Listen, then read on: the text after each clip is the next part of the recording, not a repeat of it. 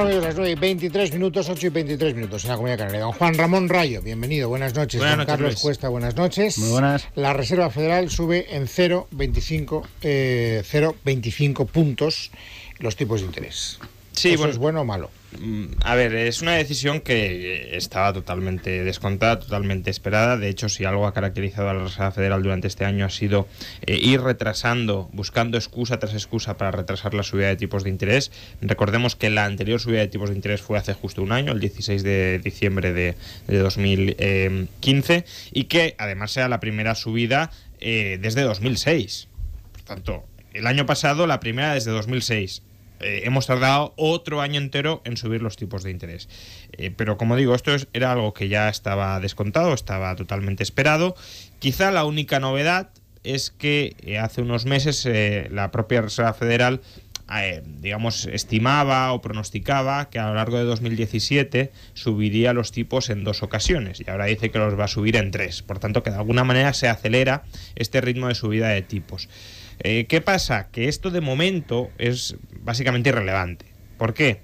Porque los tipos de interés que marca el Banco Central son los tipos de interés a los que la banca puede pedir prestada en última instancia, o los tipos de interés que intenta la banca central que prevalezca en el mercado interbancario, en el mercado donde los bancos se prestan dinero entre sí. Problema, que hoy los bancos no se prestan dinero entre sí, los bancos en Estados Unidos. ¿Por qué? Porque están nadando todavía en un océano de liquidez. Durante años la Reserva Federal ha inyectado más de 2 billones de dólares, 2 billones europeos, es decir, 2 trillones estadounidenses, 2 billones de dólares en las reservas de los bancos. Por tanto, los bancos no necesitan refinanciarse, tienen liquidez. Esto será importante ¿para cuándo? Para cuando estas reservas de liquidez se reduzcan de manera muy apreciable. Lo que estamos viendo es que en el último año había 2,5 billones de dólares en liquidez, y ahora hay 2 billones, 1,9 billones. Es decir, se ha reducido la liquidez en más de medio billón. En parte porque los bancos están comprando deuda pública. Si Trump emite todavía más deuda pública, podrán utilizar esa liquidez para comprar todavía más deuda pública. Entonces, claro, si la liquidez sigue descendiendo a este ritmo, en 3-4 años, para 2020, 2021, los bancos se habrán quedado sin liquidez. Y ahí sí será muy importante el tipo de interés que prevalezca en ese momento, porque será el tipo de interés al que se podrán refinanciar los bancos y al que podrán prestar o dejar de prestar.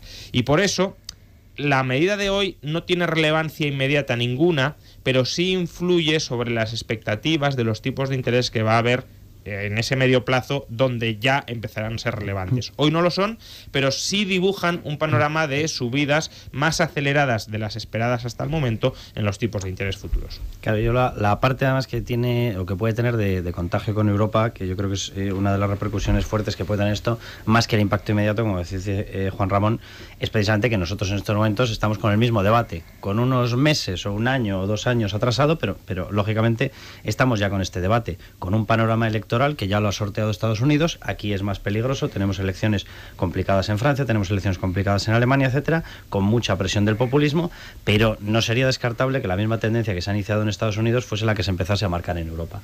Claro, con una pequeña diferencia: si volvemos a escenarios en los cuales los tipos se alejan de cero, es decir, si se vuelven a elevar los tipos de interés, nos coge frente a 2006-2007, nosotros andábamos en el caso de España con un 34-35% de deuda sobre PIB, en estos momentos hemos rebasado el 100% de deuda sobre PIB. La fotografía no es similar en todos los países de Europa, pero Italia, por ejemplo, está en un 136, Alemania está rebasando un 90, es decir, todos los grandes países han multiplicado al menos por 2 y en muchas ocasiones por 3 su volumen de deuda. Es decir, en el momento en el que tengas una subida de tipos, y lo que está marcando esto es que puede no ser excesivamente lejana en cuanto pase ese panorama de elecciones con riesgo populista, etcétera, no nos va a afectar esa subida de tipos sobre la carga anterior que teníamos de deuda, nos va a afectar sobre 2 o 3 veces más deuda. Entonces las subidas van a ser exponenciales y ahí sí que se puede producir un problema muy serio. Para que la gente se haga una idea, en el caso de España, simplemente, nosotros ya hemos recuperado nuestro nivel de ingresos previo a la crisis, por recaudación por cotizaciones sociales, por recaudación por impuestos, por recaudación por enajenación de patrimonio del Estado, etcétera. Por lo que sea, la suma total ya tenemos lo mismo que en el año 2007. Con un pequeño problema: los gastos no han vuelto a ser lo mismo. Pese a que estamos reduciendo el paro, los gastos siguen instalados unos 60-70 mil millones por encima. De esos 60-70 mil millones, la mitad es el gasto por intereses. Entonces yo, para todos estos defensores que dicen no pasa nada por meterte en deuda para mantener el estado del bienestar, claro que pasa. Pasa tanto que si te metes en una montaña de deuda como la que nos hemos metido, cualquier movimiento de los tipos hace que se te dispare de tal manera el coste por intereses que de lo que te lo está detrayendo es de la propia capacidad que tienes tú de cualquier tipo de gasto, pero desde luego también del gasto social. Entonces ya veremos cómo repercute esto y cómo se acelera esa posibilidad de que volvamos a ver subidas de tipos en Europa. Bueno, es algo que se quiere arcado más por vía de subidas impositivas. Lo digo porque sí. Hoy se ha producido una escena que no sé cómo valoráis, a mí me ha parecido un poco pintoresca, y es que hemos visto a Montoro y a De Guindos formando una especie de tándem de defensores a ultranza de no subir los impuestos por Dios. O sea, ellos que están subiendo los impuestos, como el Fondo Monetario Internacional ha hecho una serie de recomendaciones a España, entre otras subir el IVA, y he visto que Montoro de repente se ha convertido en el paladín de la defensa de dejar los impuestos como están, lo cual no deja de ser pintoresco, insisto. Bueno, claro, ellos multiplican los impuestos y cuando ya creen que ha llegado al tope por ahora, los quieren dejar como están. Pero... Sí, siempre hay ese apellido, ¿eh? Sí, por ahora. Efectivamente, por ahora. No, hombre, es que con este gobierno uno no puede nunca dormir tranquilo. Entonces, el Fondo Monetario Internacional está pidiendo subir el IVA. Vamos a ver, el FMI es una institución marcadamente antiliberal, es decir, es una institución que vive de quitarle el dinero a los contribuyentes para rescatar a gobiernos manirrotos y quebrados. No puede haber nada más antiliberal que eso. Y además es una institución que suele recomendar subidas de impuestos para esos gobiernos que están en problemas, que de nuevo es algo profundamente antiliberal. Entonces, es normal que el FMI recomiende esto. En parte también es lógico. Es decir, España tiene un déficit presupuestario muy grande, ve que el gobierno tampoco tiene interés en recortar el gasto, ese déficit hay que reducirlo. El IVA es un impuesto donde estamos comparativamente bastante más bajo que en nuestros países vecinos. Pues claro, el FMI ve Europa, dice, España necesita reducir el déficit. España tiene uno de los IVAs más bajos de toda la eurozona. Pues a subir el IVA. Es decir, yo entendería las críticas a la FMI viniendo pues de gente como yo, que criticamos todas las subidas de impuestos. Eso es lógico, razonable y esperable. Ahora, de un gobierno que ha subido todos los impuestos habidos y por haber, que ha sacado pecho diciendo que esas decisiones difíciles han contribuido a apuntalar la recuperación y que explican parte de la situación económica actual, que se cargue contra el FMI por estar recomendando exactamente lo mismo que viene haciendo este gobierno y que volverá a hacer en caso de que lo necesite para evitar recortar el gasto, pues es de una hipocresía abrumadora. Hoy han salido, de verdad, los dos ministros a decir que ya no más, veremos si es verdad o si simplemente es una cuestión de esperar tiempo, ¿no? Pero también han dicho ya no más a la receta que ha dado el FMI. Y la receta del FMI, la verdad que es fácil de tumbar, porque hay una cuestión que siempre se plantea, supuestamente el FMI la asume, que es esto de que las medidas fiscales no deben cortarte el crecimiento. Para eso cualquier subida fiscal debería tener un efecto neutro en la economía, y lo que ellos plantean es una subida neta que produciría unos 15.000 millones de euros en recaudación, y en ningún momento de todo el documento dicen, vale, si vamos a obtener una punta de recaudación extra de 15.000 millones por los impuestos indirectos, bajemos los directos. Esa parte casualmente se les ha olvidado. Entonces, ¿cómo no va a ser criticable? Es decir, la propia tesis, ya no solamente desde el punto de vista cuantitativo, sino cualitativo del FMI es una barbaridad. O sea, lo que está diciendo es, traslademos carga fiscal a los impuestos sobre el consumo. Y dices, vale, perfecto. Pero claro, es que el segundo paso del manual es, vale, por lo tanto vamos a liberar la carga fiscal que en estos momentos está golpeando el empleo. Pues de esa parte no dicen absolutamente nada. Y luego además hay una cantinela permanente, esta historia, dice, no, es que España tiene un IVA muy bajo. Bueno, el tipo medio de la UE en estos momentos es el 21,53 y nosotros tenemos el 21. Hombre, podrían decir está algo bajo, pero vamos, decir muy bajo por tenerlo medio punto bajo. Y claro, luego sin embargo te hacen la comparativa en presión fiscal, que presión fiscal es un dato que yo, la verdad que la gente que lo estudia hay que reconocerle el mérito. O sea, la presión fiscal simplemente te evalúa la recaudación promediada por el PIB. Es decir, si tú dejas de recaudar, automáticamente tu presión fiscal baja a cero. Es decir, traducido esto a una especie de paradoja, a una especie de locura, si llevásemos los tipos al 100%, obviamente nadie trabajaría, porque no tendría ningún sentido para que te confiscasen todo. Pues con la presión fiscal a un tipo 100% sería cero, porque nadie pagaría. Entonces, es un indicador que a mí no me vale para nada como medición. Entonces, ellos no pueden decir, en España lo que pasa es que recaudáis muy poco por IVA. Vale, ahora vamos a ver cuáles son las causas. Claro, precisamente fruto de la carga fiscal que tenemos, los salarios tienen un poder adquisitivo mucho menor, con lo cual se consumen precios o se consumen productos de menor coste, claro. Pero precisamente no lo va a conseguir usted arreglar subiéndonos el IVA, ¿no? Lo conseguirá precisamente aliviándonos carga fiscal, permitiendo que las empresas se desarrollen sin el peaje enorme que tienen. Dice, es que recaudan ustedes menos por IRPF. Claro, vuelvo a lo mismo. como usted le siga poniendo trabas a la creación de empresas o me lo siga ligando con unos tipos del impuesto de sociedades superiores a la media europea, como los tenemos a partir de este momento ya, de forma descarada, claro que vamos a tener mucha menos recaudación por IRPF. Como que es prácticamente una especie de reto imposible conseguir trabajar. Entonces, sí, las recetas que están poniendo son recetas que lo que conseguirían es precisamente que se recaudase menos. Con mayor presión tributaria, no fiscal, es decir, individual, se conseguiría encima recaudar menos. Sí, bueno, yo en el caso del IVA creo que si se sube se recaudará más porque la gente tiene poco margen para escapar, pero en el IRPF sí es evidente que las recomendaciones de subida para equiparnos con Europa no tienen sentido. Es decir, Europa recauda más en IRPF, bastante más, es verdad, pero porque trabaja mucha más gente, en esencia.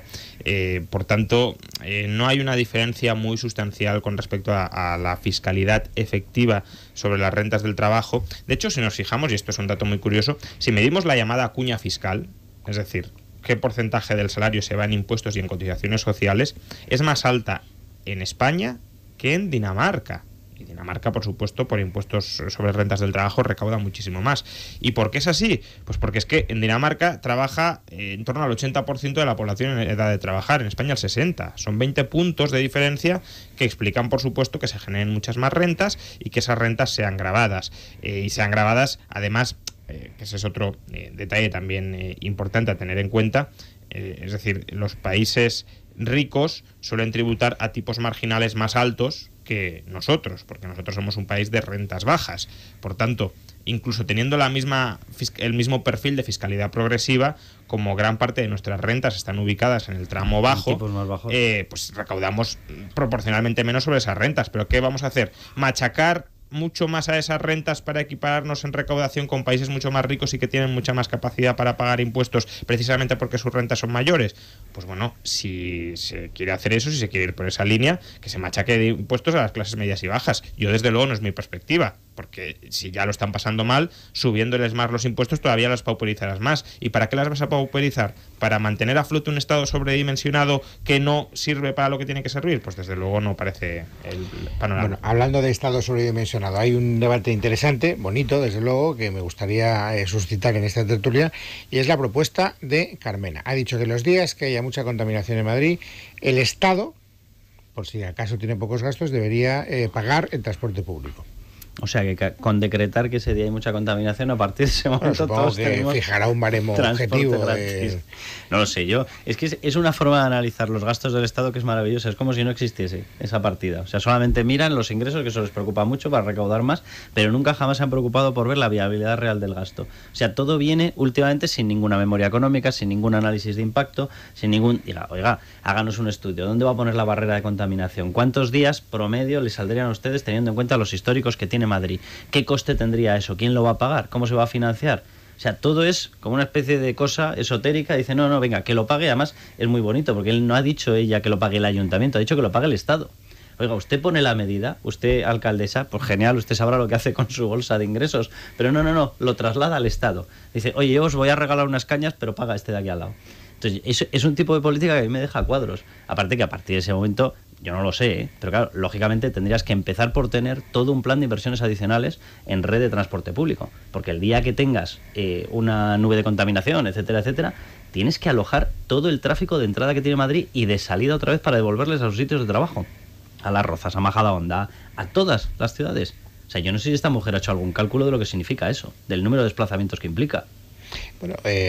Bueno, ahora os diré lo que yo creo que calla. Carmena, ¿tú qué opinas, Juan Ramón? A ver, la lógica que hay detrás de esta propuesta es lo que se conoce como subvenciones pibuvianas. A ver, cuando se genera una externalidad, por ejemplo, contaminar, cuando se genera una externalidad mala, por ejemplo, contaminar, como decía, se suele defender, por parte de algunos economistas, que se imponga un nuevo tributo sobre esa actividad. ¿Por qué?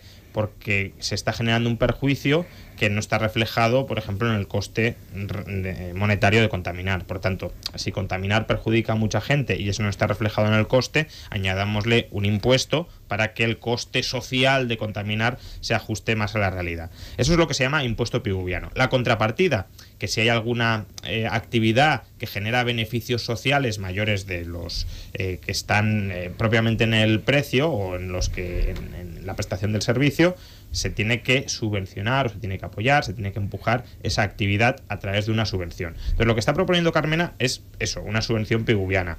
¿Problema de los impuestos y las subvenciones piguvianas? Pues que realmente no sabemos cuál es el importe adecuado.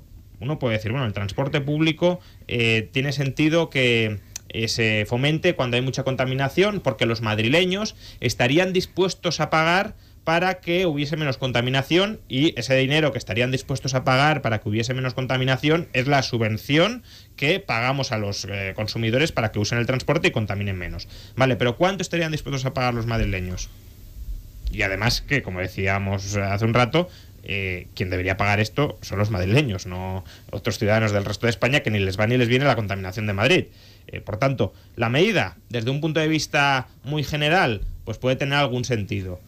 Problema, la implementación, como casi todas estas cosas. No hay información para saber cuál es el impuesto ni la subvención adecuada. No hay un mercado, y como no hay un mercado, simplemente estamos pues suponiendo cuánto estarían dispuestos a pagar los madrileños, cuánto merece ser subvencionada esta actividad para reducir la contaminación, etcétera. Y eso al final se convierte en un reparto de rentas sin ningún tipo de criterio. Lo que pasa es que tienen que dar una salida. Yo creo que esta propuesta de Carmena cuenta una parte de la película, pero no la otra. Cada vez que nos hemos expuesto en Madrid, los que vivimos aquí lo sabemos, a la posibilidad de que el dióxido de carbono rebase los límites permitidos y por lo tanto al día siguiente haya restricciones en el tráfico y las matrículas pares se tengan que quedar o las impares se tengan que quedar alternativamente, claro, los ciudadanos dicen, esto tiene una repercusión inmediata en mi vida. Es decir, si yo no puedo coger el coche y no me puedo ir, necesito alternativas. Y claro, Carmena dice, hay que dar alternativas, porque si no damos alternativas la gente se queda sin posibilidad de moverse. Lo que yo deduzco de lo que ella está diciendo es que de esa manera justificaría medidas restrictivas mucho más grandes en el otro lado. Puede ser. De todas formas, o sea, si de veras la salida es el transporte público, claro, yo no sé si al hecho de pasar los costes al gobierno central, es decir, como responsabilidad asumida por parte del gobierno central, porque sobreentiendo que ella estará diciendo que la cuestión medioambiental no es suya, aunque se lo pasa al gobierno central cuando la materia medioambiental es responsabilidad autonómica, pero bueno, ya sabrá qué cálculos ha hecho.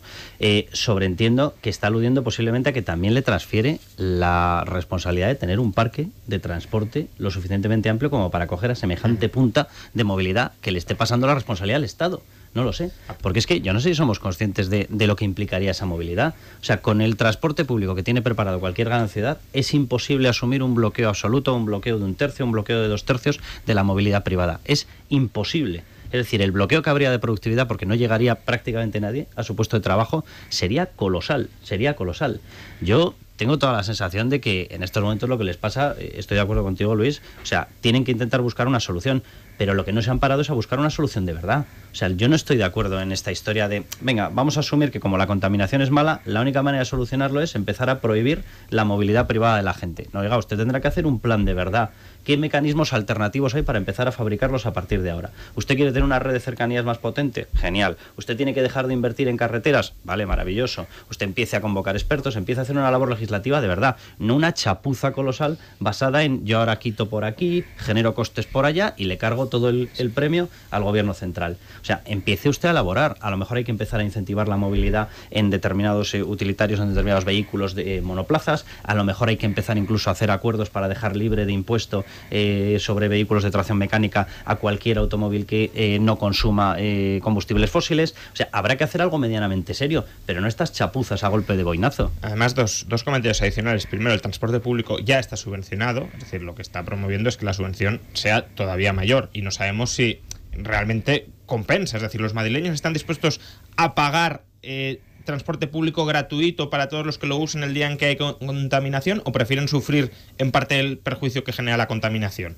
Porque claro, si tenemos que aprobar un impuesto especial, a lo mejor los madrileños dicen, pues prefiero un poco de contaminación al impuesto especial. Segundo, ¿por qué solo transporte gratuito el día en que hay picos de contaminación?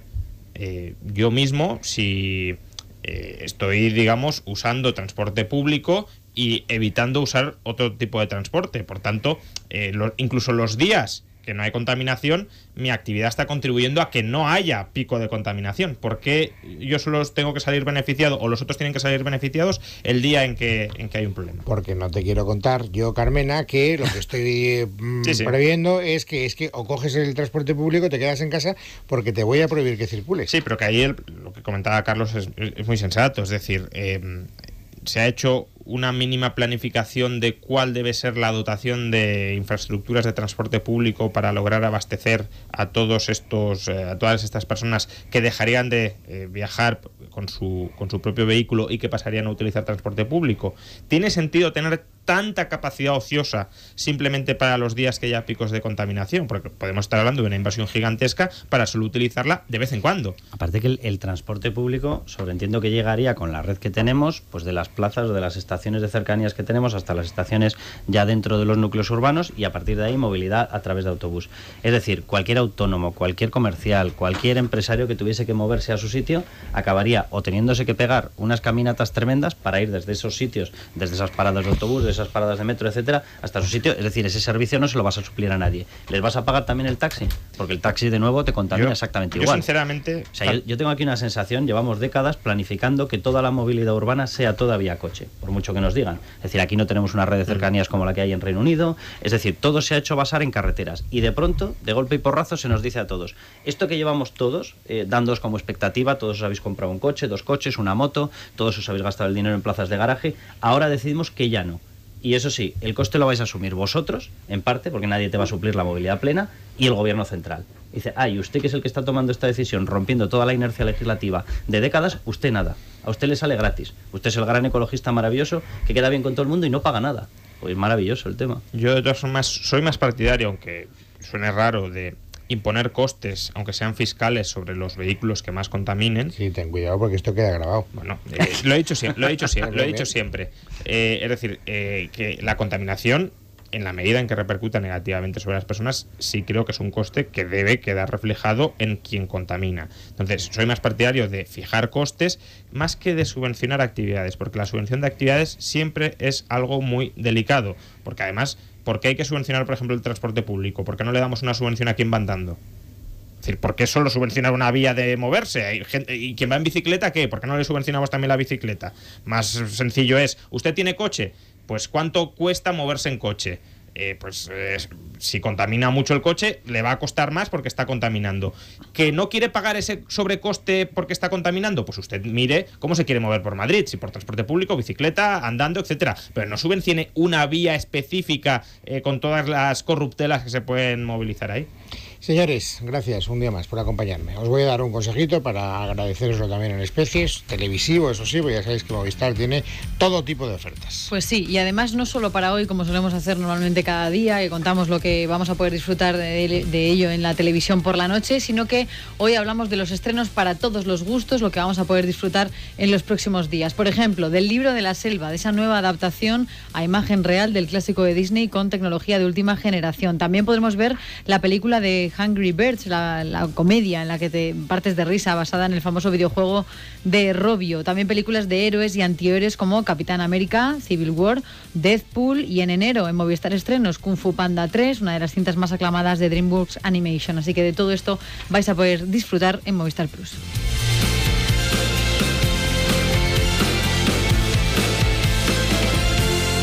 En casa de Herrero, Es Radio.